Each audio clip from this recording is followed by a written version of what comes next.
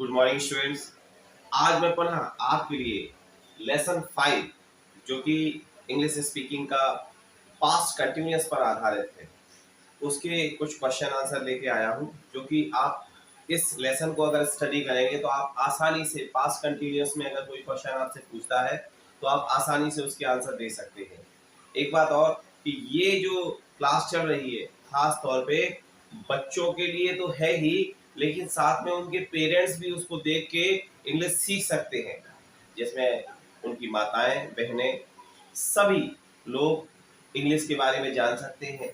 माना कि आपको इंग्लिश की जरूरत नहीं है, मैंने माना कि आप पेरेंट्स हैं, आप ब्रदर हैं, आप सिस्टर हैं, आप मदर हैं, आपको जरूरत नहीं है इंग्लिश सीखने की, लेकिन फिर भी मेरा ये कहना है कि आपको इंग्लिश सीखने की जरूरत है। इसलिए क्योंकि आपके बच्चे, आपके भाई, आपके बहन जो क्लासेस में पढ़ रहे हैं, इंग्लिश मीडियम स्कूल में पढ़ रहे हैं, और उनको कुछ होमवर्क में या कहीं दिक्कत आती है, तो अगर वो आपसे पूछते हैं तो आप कहते हैं कि हमको इंग्लिश नहीं आती। यहाँ पे बहुत गलत इंप्रेशन आता है। अब ऐसे में क्या है कि बच्चा झूठ भी बोल सकता है। कई बार क्या होता है कि वो आपको बताता नहीं है।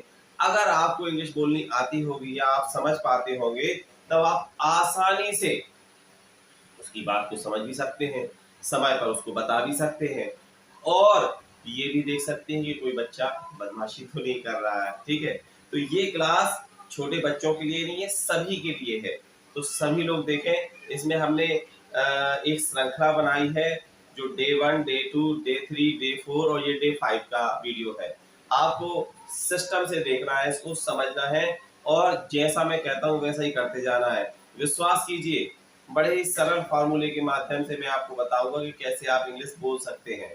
और आप एक दिन का अगर वीडियो देखते हैं तो एक दिन में ही इंग्लिश बोल सकते हैं। जैसा जो फार्मूला मैं आपको बताऊं उस फार्मूले को यूज करना है। क्लियर? तो चलिए चलते हैं।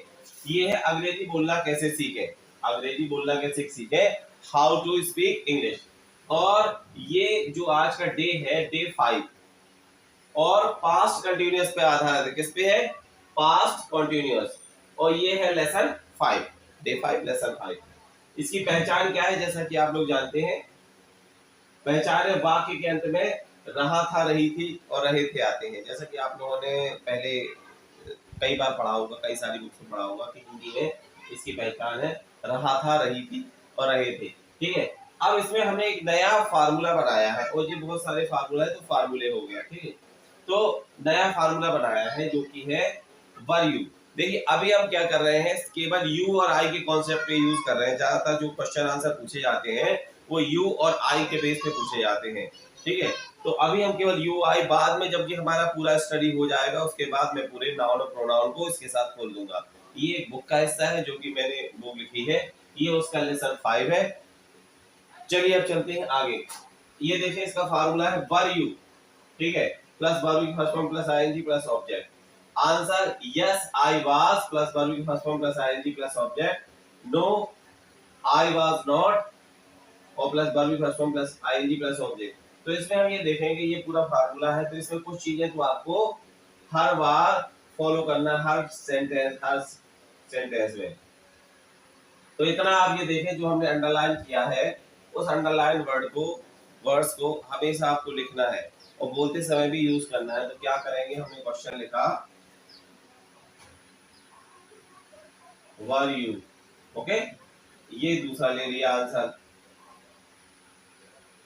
यस आई वाज, और ये ले लिया दूसरा, नो आई वाज नॉट। ठीक है, तो इतना तो हमने ये फॉलो कर लिया। क्या कर लिया? फॉलो कर लिया। दैट मींस ये वर यू लिखा था तो वर यू लिख लिया, यस आई वाज लिखा था तो यस आई वाज लिख लिया, और नो आई वाज नॉट तो नो आई वाज नॉट लिख लिया। क्लियर? अब क्या करना है, हम ये देखेंगे क्वेश्चन वाले में पहले वाले वर्ब की फर्स्ट फॉर्म प्लस आईएनजी लगी हुई है। तो ये आप लोग जानते भी हैं कि जैसे मान लो ईट में आईएनजी लगा तो ईटिंग हो जाता है, सिंग में आईएनजी लगा सिंगिंग हो जाता है। तो यहाँ हमने कुछ वर्ब्स लिखी है, जैसे कि आप ये देख सकते हैं, breaking, drawing, learning, opening, earning और cleaning. That means breaking, that means तोड़ना होता है, तो ब्रेकिंग द ग्लास हो सकता है, ड्राइंग द पिक्चर हो सकता है, लर्निंग द लेसन हो सकता है, और ओपनिंग द बुक हो सकता है, अर्निंग द मनी हो सकता है, और क्लीनिंग द डोर हो सकता है, फ्लोर हो सकता है, या कुछ भी जो कुछ आप साफ करना चाहें। तो यहाँ कुछ वर्ब्स लिखी हैं हमने, लगभग 6 वर्ब। आप बहुत सारी वर्ब्स को यूज करके अलग अलग सेंटेंस बना सकते हैं, कम से कम 10 सेंटेंस। तो चलिए हम बनाते हैं। सबसे पहले हमने ये वर्ब ले ली, कौन सी? ब्रेकिंग। क्या? ब्रेकिंग ले ली। तो हमने क्या किया, इतना तो आपको लिखना ही है, क्लियर। अब जो बचा हुआ पोर्शन है, बचे हुए पोर्शन में ये हम डॉट डॉट डॉट लगा दे रहे हैं। आपको डॉट डॉट डॉट नहीं लगाना है, आपको डायरेक्ट लिखना है। तो वैल्यू ले लिया, आपको इसमें से कोई भी एक वर्ब ले लेना है। हमने क्या किया, ब्रेकिंग ले लिया। क्या किया? ब्रेकिंग ले लिया, लर्निंग ले लिया, ओपनिंग, कुछ भी। चलिए हमने ब्रेकिंग ले लिया, वैल्यू ब्रेकिंग, ठीक है, ब्रेकिंग। आप ब्रेकिंग तो ले लिया, तोड़ते क्या क्या है?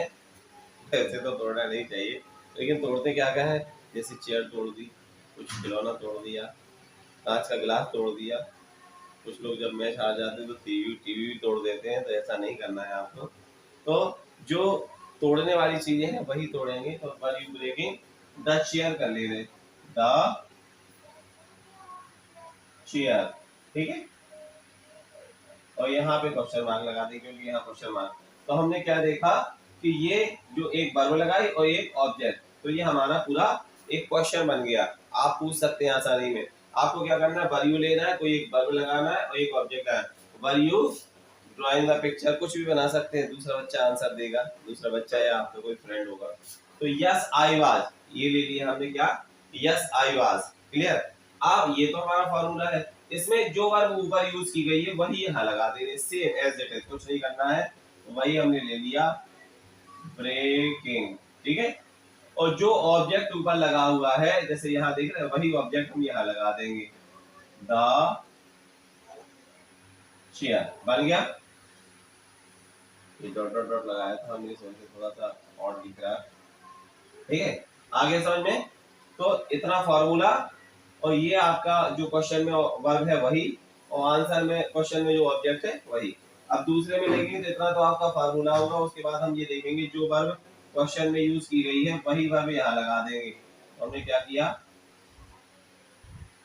ब्रेकिंग, और जो क्वेश्चन में ऑब्जेक्ट लगा हुआ वही लगाना है, द चेयर, और आखिरी है फुल स्टॉप। तो आप ये देखते हैं कि आपने कैसे आसानी से इस फॉर्मूले के माध्यम से एक क्वेश्चन बनाया, उसका यस का आंसर और दूसरा नो का आंसर, ठीक है। अभी हम क्या करेंगे, यस का आंसर और नो का आंसर दोनों बनाएंगे, हाँ या ना में दोनों कंडीशन हो सकती है।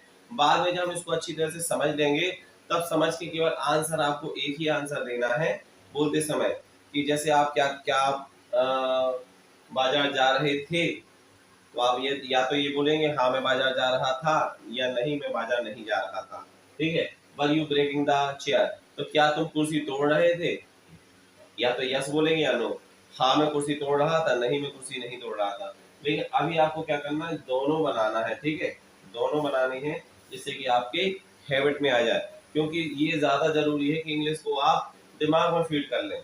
जैसे ही कोई क्वेश्चन आपसे पूछे, इंग्लिश में क्वेश्चन करें, तो आप उसका हिंदी में ट्रांसलेशन नहीं करें, उसका डायरेक्ट इंग्लिश में ही तुरंत आंसर दे दें। क्योंकि आपको पता है कि इस फार्मूले से अगर कोई क्वेश्चन पूछा गया, तो आपको आंसर उसी में देना है, जिस टेंस का क्वेश्चन उसी में आंसर, और इसको आसानी से फॉलो करना है। चलिए हम इसकी हिंदी बना के देखें, were you breaking breaking the chair.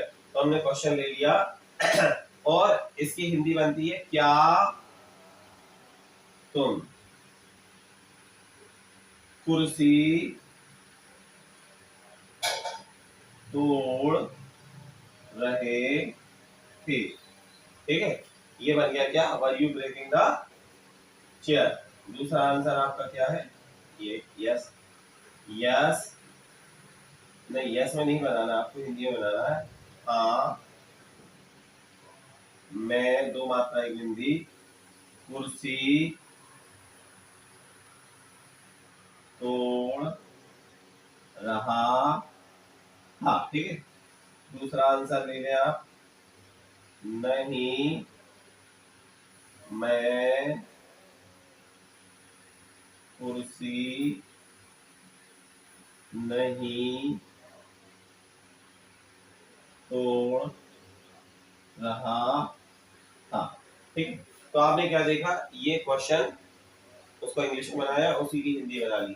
अब इसमें और भी आप जैसे आसानी से बना सकते हैं कुछ क्वेश्चन, जैसे वर यू ड्राइंग, वर यू तो आपने ले लिया, वर यू ड्राइंग, और एक ऑब्जेक्ट लगा दिया, were you drawing the picture, were you drawing the elephant, were you drawing the flower, clear. और उसका आंसर भी आप जानते क्या होगा, yes I was drawing the picture, और no I was not drawing the picture. तो आप ये देखिए इस लेसन 5 में जो आपको बताया है पास्ट कंटिन्यूअस के माध्यम से, इसमें आप आसानी से पास्ट कंटिन्यूअस के क्वेश्चन आंसर बना सकते हैं, वो भी सिंपल इंटेरोगेटिव के।